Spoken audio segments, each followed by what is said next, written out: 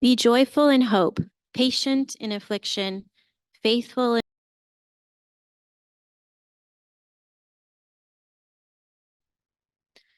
practicing hospitality, being hospitable. The whole concept of being hospitable to others began to take on a very new meaning when I joined the Refugee Committee here at Holy Trinity. It is very easy to create an isolated social bubble of friends, family, colleagues, a bubble in which one lives their lives. Strangely, it feels like the more global the world becomes, the more isolated and separated we are from one another. From my own experience, I've found that in order to break out of my own social bubble, I have to be intentional about it. Church and the Refugee Committee have always given me a line to those with very different life experiences and interests. And for that, I've always felt very lucky. With every sponsorship our committee takes on, I feel changed.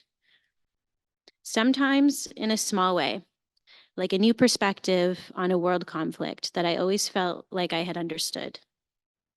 And other times in very big ways, like the love and community I've felt from past refugees who were checking up on me and bringing me food when I was postpartum this past year.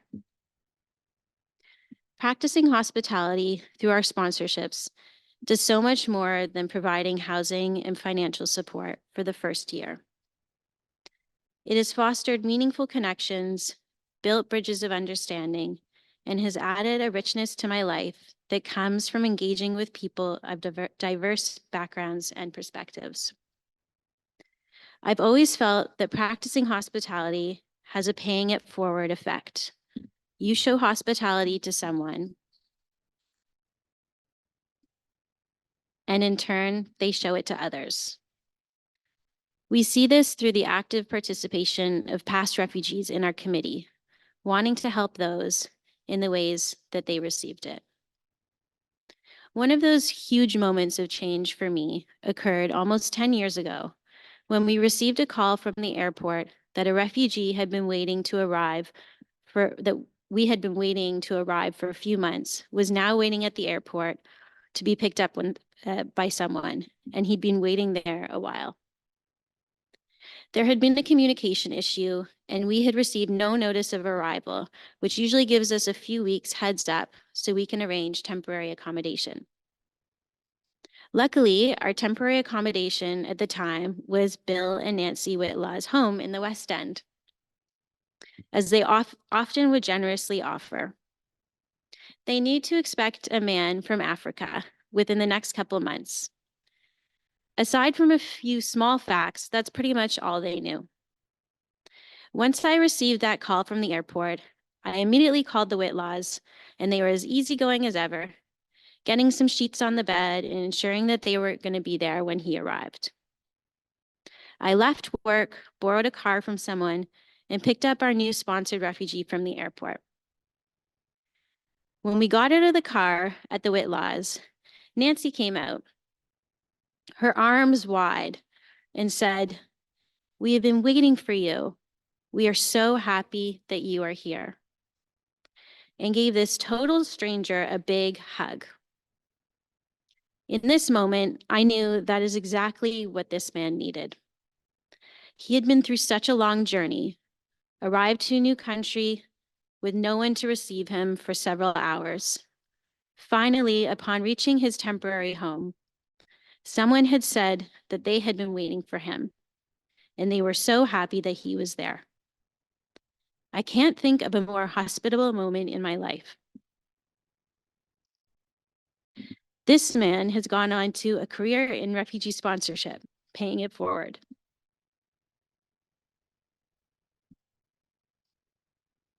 All too often, instead of extending a hand of hospitality, we respond with fear, suspicion, and indifference. When I read too much of the news and feel hopeless, or start to slide into a feeling of fearfulness, I conjure up the image of Nancy with her arms wrapped around a stranger.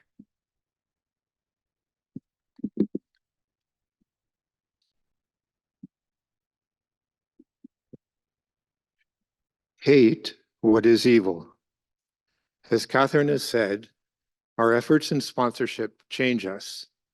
They foster meaningful connections to people, give us new perspectives on political conflicts in our world revealed through these personal connections. They demand that we be patient and faithful and share, and that we honor those whom we welcome. Our patience is tried, waiting for those we have committed to sponsor. A man attacked in his country of asylum. Was it because he's gay? A woman and her daughter constantly harassed by a man who sits outside their door. Another woman and daughter we have applied for who had to travel to a different country because the government in their country of first asylum wouldn't issue exit permits. A family not yet approved because the father remains in a rebel-held area of his home country and his security checks haven't been finalized. A brother who developed a scary skin condition who was relieved to find it wasn't cancer. With waiting times for applications from 1 to 3 years, everything got slower during COVID. The waiting is hard. Those we are sponsoring have in common that they are outside of their country of nationality, their home country, and are unable or unwilling to return because of fear of persecution due to their race, religion, their nationality, or because they're gay or a woman, or they belong to some other social group, or they fled because of war or massive abuse of human rights. This is how the United Nations defines a refugee. We currently have one sponsorship that's ending at the end of this month for Johanna from Eritrea, whom you met on Refugee Sunday a year ago. There are 5 sponsorships for which we are awaiting arrival for people from Eritrea, from Iraq, and Syria.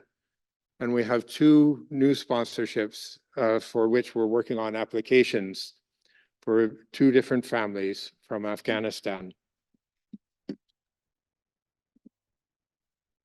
In a world where we see the increasing influence of demagogues and extremists who promote hatred and fear of others, where the international legal and humanitarian systems put into place to protect human dignity and human rights are increasingly undermined, where we are reminded constantly of conflict in places like Ukraine and Israel and Palestine, and are nearly oblivious to conflicts in Burma, Sudan, and South Sudan, in Ethiopia, the Democratic Republic of the Congo, in Somalia and Yemen and other places, it can feel very challenging to cling to what is good and be devoted to one another in love, as Paul called us to do. But our sponsorship efforts provide us with a concrete and rewarding way that we can do that. Let us challenge ourselves to go beyond mere tolerance. Let us commit ourselves to building communities of radical inclusion, radical hospitality, where everyone is welcomed, affirmed, and cherished as beloved members of the human family. We so much appreciate the opportunity to seek to meet this challenge in this place, which is committed to express faith through lives of integrity, justice, and compassion. We're so grateful for the financial, moral, prayerful, and practical support you provide for our committee, and for the help we receive from the office. And today we're especially grateful to Bill Aid for sharing his music with us this afternoon in support of our efforts. In doing this, together we live out hospitality, and we do it in the name of goodness, of devotion, of honor, of joy, of faithfulness, and in the name of love. Thank you.